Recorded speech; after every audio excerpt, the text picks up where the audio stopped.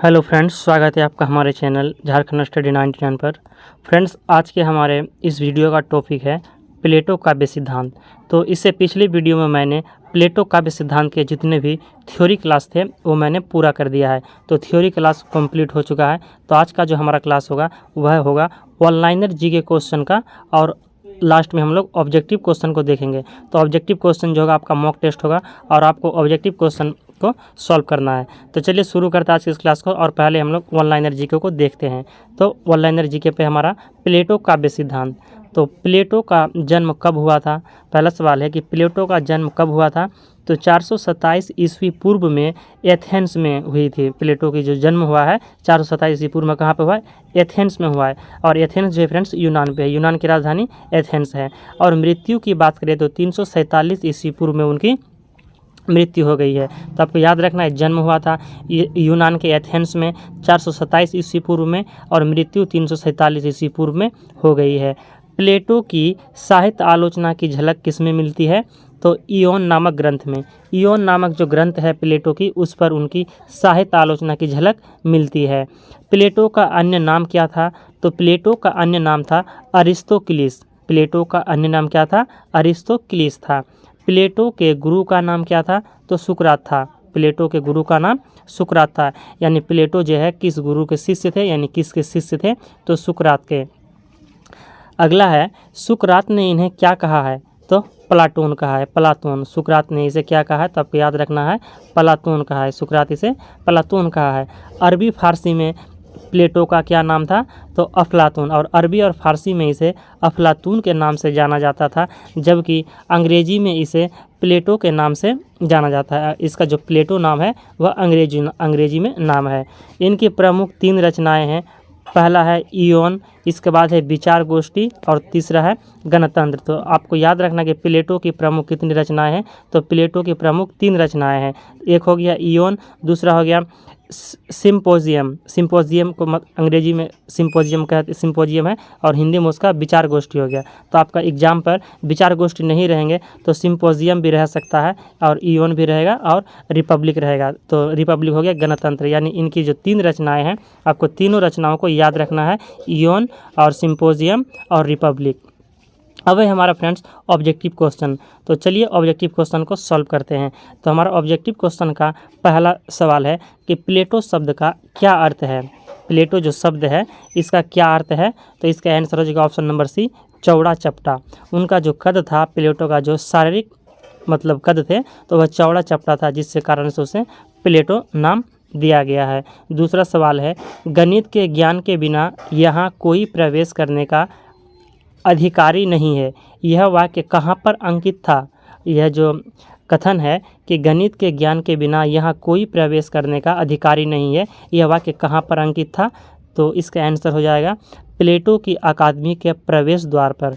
प्लेटो की जो अकादमी था उनके प्रवेश द्वार पर यह कथन उल्लेखित था। अगले सवाल है, ईश्वर का धन्यवाद है कि मैं यानी उन्होंने पैदा हुआ हूँ और जंगली नहीं। मतलब प्लेटो का कथन है कि ईश्वर का धन्यवाद है कि मैं जो है मतलब मनुष्य में पैदा हुआ हूँ, जंगली नहीं। स्वतंत्र व्यक्ति हूँ, दास नहीं। आदमी हूँ, औरत नहीं। और इन सबसे महत्वपूर्ण यह है कि मैं सुकरात के युग में पैदा हुआ हूँ। यह कथन किसका है?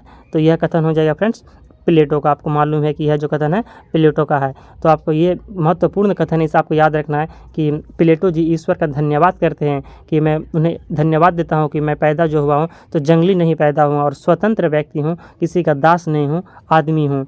जो यह महत्वपूर्ण कथन है, तो इसे किसने कहा है? तो प्लेटो ने कहा है। प्लेटो की रिपब्लिक का मुख्य आधार क्या है? कब जो प्लेटो हैं दार्शनिक, तो प्लेटो की जो रिपब्लिक रचनाएं हैं, प्रमुख 3 रचनाएं थे, तो उनमें जो रिपब्लिक है तो इनका मुख्य आधार क्या है? ज्ञान ही सद्गुण है, सत्य ही ज्ञान है, सद्गुण ही ज्ञान है, या सत्य ही सद्गुण है? तो इसका आंसर हो जाएगा कि सद्गुण ही ज्ञान है। इनका रिपब्लिक जो रचनाएं हैं इसका मुख्य आधार है। जनता बीमार है, हमें अपने स्वामियों की इलाज करना चाहिए। यह किसने कहा है? जनता बीमार है, हमें अपने स्वामियों की इलाज करना चाहिए, किसने कहा है? तो सुकरात ने कहा है। Option number C right answer हो जाएगा सुकरात। यह सुकरात का कथन है। आपको याद रखना है कि यह जो कथन है सुकरात का है। जनता बीमार है, हमें अपने स्वामियों की इलाज करना चाहिए। प्लेटो अगला है, प्लेटो की न्याय संबंधी धारणा में सत्य कथन कौन सा है? प्लेटो का जो न्याय संबंधी धारणा है उनमें से सत्य कथन क्या है? तो प्लेटो की न्याय संबंधी धारणा नैतिक और सर्वव्यापी है। प्लेटो का न्याय सिद्धांत नग्न व्यक्तिवाद का घोर विरोधी है। तीसरा कथन है कि प्लेटो के न्याय सिद्धांत में व्यक्ति राज्य के लिए है, राज्य के प्रति उसके कर्तव्य ही है, अधिकार नहीं। राज्य साधन है, व्यक्ति उनका साध्य है। ये जो कूट है, तो इसमें से 1, 2, तीनों कथन में से क्या आंसर हो जाएगा? तो ऑप्शन नंबर बी 1 और 2, यानी 1 और 2 जो हमारा कथन है वह सत्य है कि प्लेटो की न्याय संबंधी धारणा नैतिक और सर्वव्यापी है, यह कथन सत्य है। और प्लेटो का न्याय सिद्धांत नग्न व्यक्तिवाद का घोर विरोधी है, यह भी कथन सत्य है। अगला सवाल है, प्लेटो के न्याय सिद्धांत की आलोचना के संदर्भ में सत्य कथन का चयन करें। तो प्लेटो का न्याय सिद्धांत व्यक्ति को पूर्णतया राज्य के अधीन कर देता है। प्लेटो का न्याय सिद्धांत आत्मसंयम, आत्मनिषेध आदि नैतिक सिद्धांतों पर आधारित नहीं है। तीसरा कथन है, प्लेटो का न्याय सिद्धांत व्यक्तियों में उत्पन्न होने वाले स्वाभाविक संघर्षों का कोई समाधान नहीं करता। तो इसका आंसर हो जाएगा ऑप्शन नंबर बी 1 और 3, यानी जो कथन 1 है और 3 है वह सत्य कथन है। तो प्लेटो की जो न्याय सिद्धांत की आलोचना के संदर्भ में सत्य कथन 1 और 3 हो जाएंगे। तो देख लेते हैं कि प्लेटो का जो न्याय सिद्धांत व्यक्ति को पूर्णतया राज्य के अधीन कर देता, यह कथन सत्य है। और तीसरा कथन सत्य है कि प्लेटो का न्याय सिद्धांत व्यक्तियों में उत्पन्न होने वाले स्वाभाविक संघर्षों का कोई समाधान नहीं करता। 8वां सवाल की ओर चलते हैं। हमारा 8वां सवाल है, सामाजिक शिक्षा ही सामाजिक न्याय का साधन है, यह कथन किसका है? तो यह कथन प्लेटो का है कि सामाजिक शिक्षा है सामाजिक न्याय का साधन है, यह प्लेटो का कथन है। 9वां सवाल है, प्लेटो ने उच्च शिक्षा को आयु आधार पर कितने स्तरों में विभाजित किया है? प्लेटो ने जो उच्च शिक्षा को है वो आयु के आधार पर कितने स्तरों में बांटा है, कितने स्तरों में विभाजित किया है? तो 2 स्तरों में विभाजित किया। आपको याद रखना है, प्लेटो की जो उच्च शिक्षा संबंधी धारणा है तो उसका 2 स्तरों में विभाजित किया गया है। प्लेटो का न्याय मात्र है, प्लेटो का न्याय मात्र डैश मतलब क्या है? तो एक आदर्श है, व्यक्ति को सद्गुणी बनाने की योजना है, या एक अवधारणा है? तो इसका आंसर हो जाएगा ऑप्शन नंबर बी, व्यक्ति को सद्गुणी बनाने की योजना है। 11 पे कथन दिया हुआ है, तो प्लेटो का साम्यवाद केवल संरक्षकों पर लागू होता है, कारण संरक्षकों को क्षुधा तत्व से दूर रहना चाहिए। तो यहाँ पर कथन दिया गया ए गलत है किंतु आर सही है, या ए सही आर गलत है, या सी में दिया हुआ है कि ए तथा आर सही है तथा आर ए का सही स्पष्टीकरण है। तो इसका आंसर हो जाएगा ऑप्शन नंबर सी कि दोनों ए तथा आर सही है तथा आर जो है ए का सही स्पष्टीकरण है। Option number C right answer हो जाएगा। लॉज प्लेटो के राजनीतिक रचनाओं में तीसरी तथा अंतिम कृति है में कुल कितने स्तवक है? लॉज प्लेटो के राजनीतिक रचनाओं में तीसरी तथा अंतिम कृति है, तो इसमें कुल कितने श्लोक है या स्तवक है? तो इसका आंसर हो जाएगा 12। Option number C right answer हो जाएगा 12। प्लेटो को दर्शन का पोप किसने कहा है? तो प्लेटो को दर्शन का पोप कहा है कैटलिन ने। Option number C right answer हो जाएगा कैटलिन। प्लेटो को दर्शन का पोप कैटलिन ने कहा है। प्लेटो की पुस्तक रिपब्लिक राजनीति विषयक रचना नहीं अपितु शिक्षा पर जितना लिखा गया है सबसे सुंदर कृति है, यह किसका मत है? तो यह मत जो है और रूसो का है। Option number C right answer हो जाएगा और रूसो। आपको याद रखना है इस कथन को, क्योंकि यहाँ पर रूसो है और ऑप्शन पर प्लेटो भी दिया हुआ है, तो आपको रूसो याद रखना है कि प्लेटो की पुस्तक रिपब्लिक राजनीतिक विषयक रचना नहीं अपितु शिक्षा पर जितना लिखा गया है सबसे सुंदर कृति है, यह किसका मत है? तो यह मत जो है रूसो का है, आपको याद रखना है रूसो। प्लेटो के गणराज्य में श्रम विभाजन राज्य के गठन का मूलभूत तत्व है, यह कथन किसका है? तो यह कथन है कार्ल मार्क्स का। प्लेटो के गणराज्य में श्रम विभाजन राज्य के गठन का मूलभूत तत्व है, यह कथन कार्ल मार्क्स का है। Option number C right answer हो जाएगा।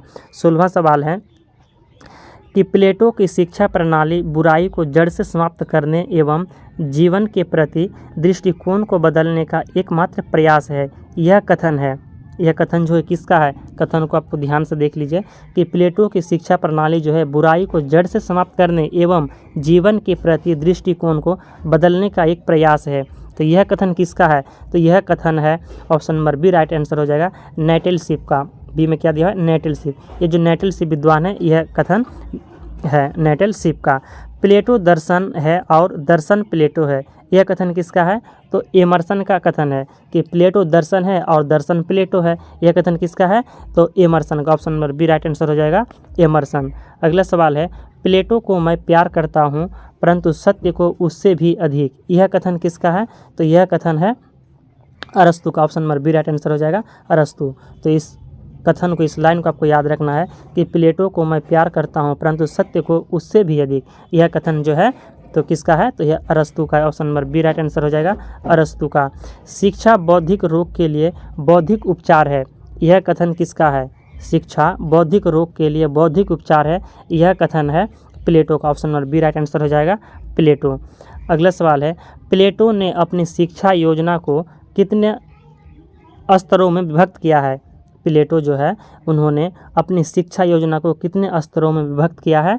तो इसका आंसर हो जाएगा ऑप्शन नंबर बी, दो स्तरों में विभक्त किया है प्लेटो ने अपनी शिक्षा योजना को। तो फ्रेंड्स, यह 20 MCQ टेस्ट था, यानी ऑब्जेक्टिव क्वेश्चन था। तो आपके 20 ऑब्जेक्टिव क्वेश्चन में से कितने सवाल सही हुए आपको कमेंट में बताना है।